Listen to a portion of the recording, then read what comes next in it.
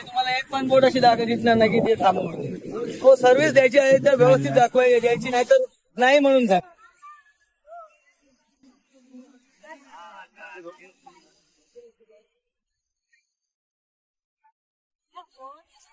मी कैलास तांडे, इथे देवबाग मोबार येथे संगमचे इथे आपलं ऑफिस आहे की मोबारेश्वर जलपर्यटन सहकारी संस्था.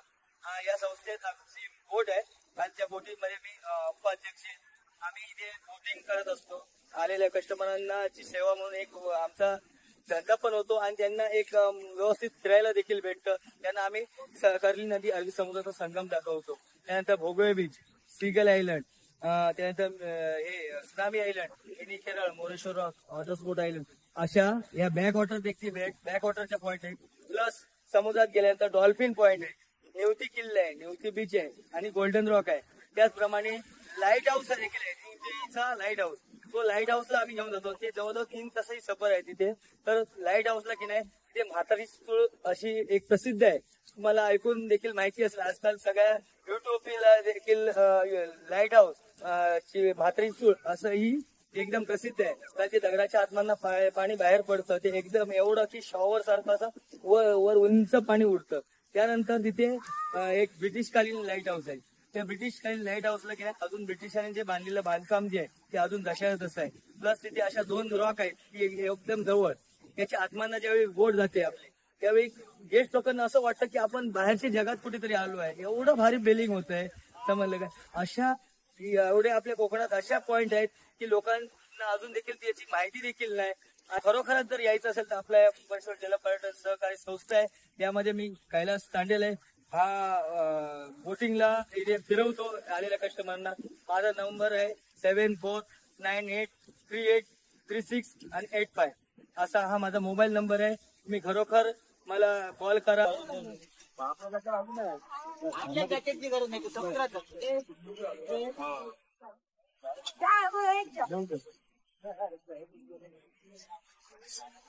तुम्हाला पाहिजे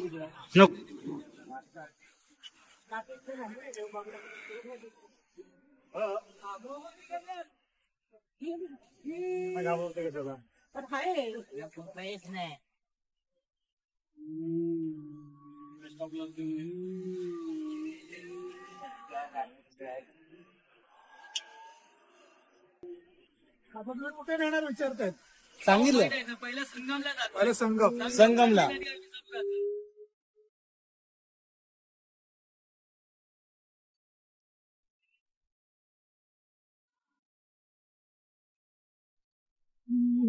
नेवतीची लाईट हाऊस आहे. समोर लाईट हाऊस आहे.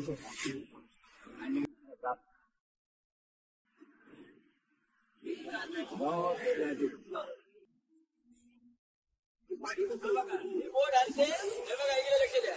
बोट आलते इथे संगम आहे. खाडी आणि समुद्र. कर्ली नदी इथे संपली. पलीकडचा अग्नि समुद्र आहे, हा संगम आहे. हे बघा कन्याकुमारी सारखं शेवटचं टोक इकडे बघा. इकडे हे बघा तिन्ही बाजूला पाणी आहे. कर्ली नदी हा संगम आहे, तो अरबी समुद्र.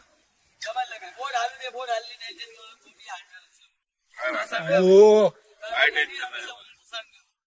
दर्यावरती लोक आहे काय टेन्शन नाही, जाऊ शकतो. हे दाखवण्यासाठी आणलं होतं. कशाला तर संगम हे काय बरोबर. हो, संगमसाठी. नाही तर ती बघा तिथून पण बोट गेली असती पण तुम्हाला हा संगम समजला नसतं काय हे विषय. Correct, right.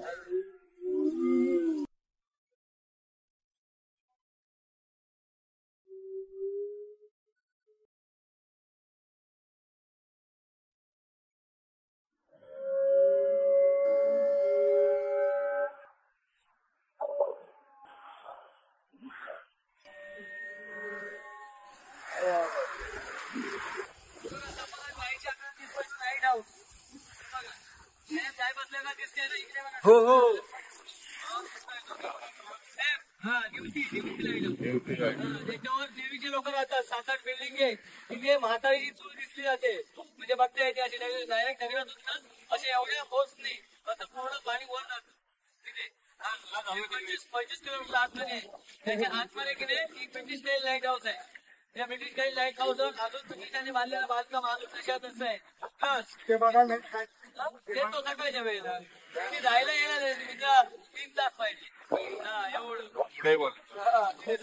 तर सांगायचं म्हणजे तिथे अशा पुन्हा 2 रॉक आहेत अशा ते 2 रॉकच्या मधून बोट जाते त्यावेळी असं वाटतं की आपण बाहेरच्या जगात एवढं भारी.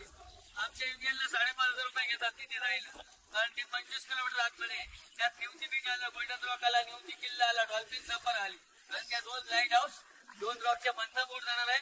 तर तुम्हाला ती माताळी चोळ देखील काय म्हणतात पूर्ण बोटीचे 5,500. तर त्याच्या मार्केट लोक हॉटेलला 8,000, 10,000, 12,000 पर्यंत घेऊन आणि ही माझी स्वतःची गोष्ट होती. 4,500 पर्यंत घेऊन हा नो कमिशन नो एजंट होती स्वतःची तुम्ही काय सिगेले मध्ये राहिले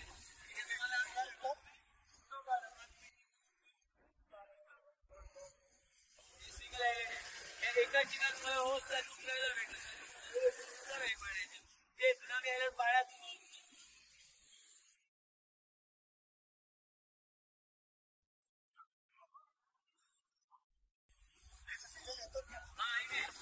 सकाळच्या वेळेला आता जस्ट गेले पूर्ण बसलेले होते ऑस्ट्रेलियन बर्ड. 8 महिने आपले इंडियन असतात, 4 महिने ऑस्ट्रेलियन. त्याला ऑस्ट्रेलियन का म्हणतात तर त्याची पैदाईच जी आहे ना ऑस्ट्रेलियाला होते म्हणून त्याला ऑस्ट्रेलियन बर्ड म्हणतात. नाही तर ते असतात इंडियात 8 महिने. सर तुम्ही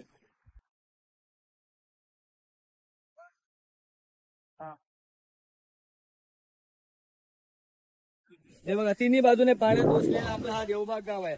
नदी आणि समुद्राच्या मध्ये 100 मीटरचं अंतर आहे आणि त्यात आम्ही लोक वस्ती करतोय देवबाग गाव आहे फक्त. परंतु ते देवाची बाग असल्यामुळे की नाही तिथे आम्ही पूर्ण सेफ आहोत. कारण ह्या देवबाग गावाचं जर तुम्ही वर्णन केलं तर पावला पावलं देवाचं मंदिर आहे समजलं काय. म्हणून देवाची बाग म्हणून देवबाग असं त्या गावाचं नाव आहे आणि त्या बागेचं रक्षण स्वतः ते देव करतात. हा बरोबर. तुम्ही अशा गावामध्ये तुम्ही एक दिवस राहू शकत नाही पावसाळी एवढं एकदम डेंजर असतं. लाईट हाऊस आहे गाईच्या आत तो देखील आमच्या युनियनला की नाही 5,500 रुपये घेतो. मला प्रत्येकात असतं तसं नाही पण त्या लोकांना बघण्याची इच्छा असतो. घेऊ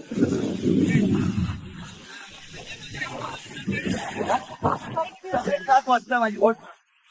सकाळच्या वेळेला का जायचं तर थोडं वातावरण शांत मग त्याची हवा व्हायला सुरू होते. हा सकाळचं शांत वातावरण असतं त्यामुळे तिथं अंकिता युट्यूबला तिकडची माहिती आहे हो. आपल्या देवबागची त्याचा व्हिडिओ बनवला लाईट हाऊस. तिला एवढं लाईक भेटलं ना की तिने एमची ऍक्टर घेतली स्वतः एवढी तिला लाईक भेटते. तिच्या तो कसा सीन असेल विचार करा बघण्यासारखा. आणि तिला लाईक घेतली बघता तिने एक तिची चुकी आहे तिने ग्रोड लावलं सिक्रेट आहे सरकारी लोकांचं सिक्रेट कसं आतंकवाद्यांना त्याचा वेगळा फायदा होऊ शकतो. त्याच्यामुळे तिने ड्रोन उडवला म्हणून तिच्यावर केस पडली आणि ती केस अजून चालू. बाकी तिचा सगळा व्हिडिओ एकदम नंबरच हे झालं.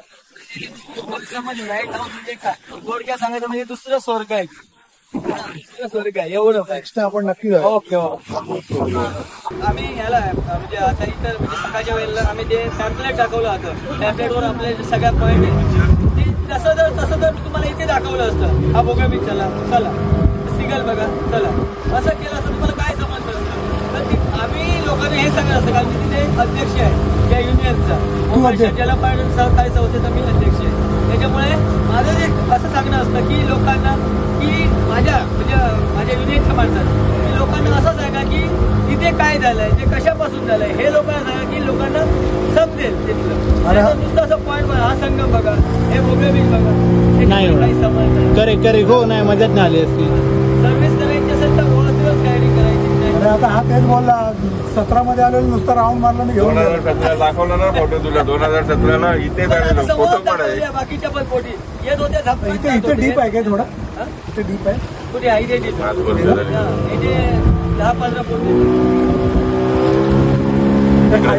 खाडीला मच्छी असते चांगली खाडीला. हा हे आपले उजली म्हणजे पोलेशा त्यानंतर मुर्दोशी तापोशी बोय असते काय बोय माझा बोय प्रकारचं भरतो. बोय भरतं जाळी लावता जाळी लावता इथे हा लावतो. आता संध्याकाळच्या वेळेला बघा असे छोट्या छोट्या बोटी इथे जाळी टाकतात. अजून थोडा वेळ आहे मग इथे जाळी टाकायला भरपूर बोटी येणार.